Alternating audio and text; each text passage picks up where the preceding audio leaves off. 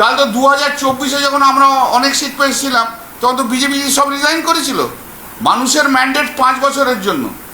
কেউ যদি এখন তাড়াহুড়ো করে বিজেপির প্রতি প্রেম দেখানোর জন্য সে যদি বলে আমি রিজাইন করব, আমি করে দিলাম, মানুষের ম্যান্ডেটকে মানতে হবে। মানুষের ম্যান্ডেট তো মানা বিধানসভার জন্য, ক্যালকাটা মিউনিসিপ্যাল কর্পোরেশনের জন্য তো নয়।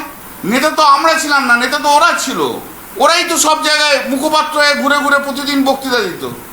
মুখটাই তো ওদের ছিল সব দলের মুখপাত্র হওয়ার জন্য। আজ দল খারাপ সময় পড়েছে বলে চলে যাব এর ঘাড়ে ওর ঘাড়ে দোষ দিয়ে? নিজের জায়গায় নামুন না ভাই।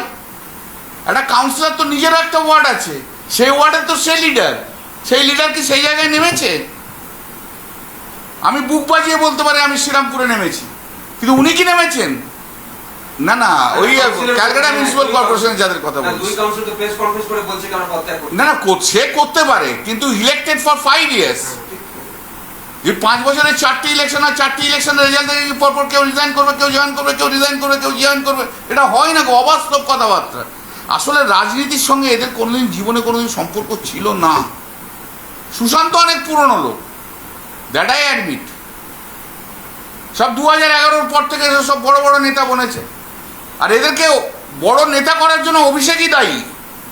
মুখপাত্র হয়ে গেছে, জেলায় জেলায় ঘুরেছে, বক্তৃতা দিয়েছে, চলে এসছে। আরে জেলায় গেলে তো জেলার সাংগঠনিক দিকটা দেখতে হবে। আমাদের দলের অবজারভার তুলে দিয়ে আইপ্যাক নিয়েছে না, দলটা আজকে এই জায়গায় দাঁড়িয়ে গেল। কার মস্তিষ্ক প্রসূত আমি জানি না বাবা। দলে আগে অবজারভাররা ছিল, তাদের যে অবজারভাররা রেগুলার কোর্সে যেত। আমি ছিলাম যেন বাঁকুড়ার চার্জে, 98 থেকে করেছি, সিপিএম এর আমল থেকে করেছি। তাতে জেলার একটা সাংগঠনিক যে একজন কলকাতাতে কথা বলার বা তাদের সঙ্গে তো স্টেপ নেওয়ার একটা সময় থাকে, তারা একটা বলার একটা জায়গা পায়। সে অবজারভারটাকে তুলে দেওয়া হলো 2021-এর পর, যে আইপ্যাকের হাতে সব দিয়ে দেওয়া হলো। আইপ্যাক নিয়ে আমি যখন বলেছি তখন তো আমার পাশে এই কাকলি ঘোষরা কোনোদিন সমর্থনে আসেনি। আজকে কেন বড় বড় বক্তব্য? হঠাৎ 4th মের আগে কেন, 4th মের পরে কেন? আমি তো অনেক আগে বলেছি। যখন আমি বলেছিলাম তখন তো অনেকে পোস্টার দিয়েছিল, নতুনকে চিনে নিন, শ্রীরামপুরে নতুন সাংসদ চাই, 2022-এ করেছিল না?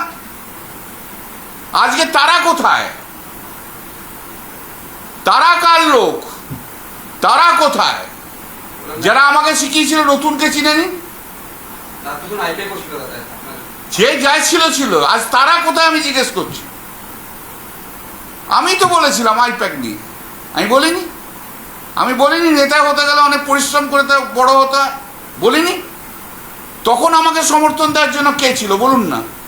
আজকে যারা জ্ঞান দিচ্ছে তারা তো কেউ ছিল না। ছিল কাকলি ঘোষদের কোনো হাউসে একটা ডিসিশন নিতে পারতো না, জেনে নিন আপনি।